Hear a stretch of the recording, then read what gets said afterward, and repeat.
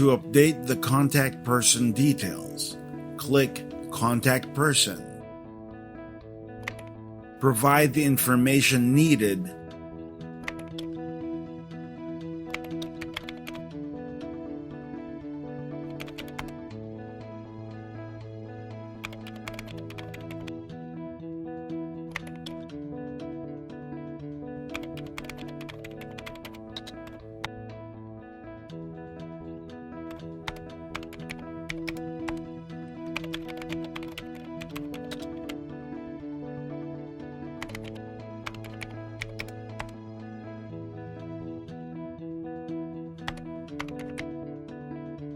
Then click Update Contact Person Details.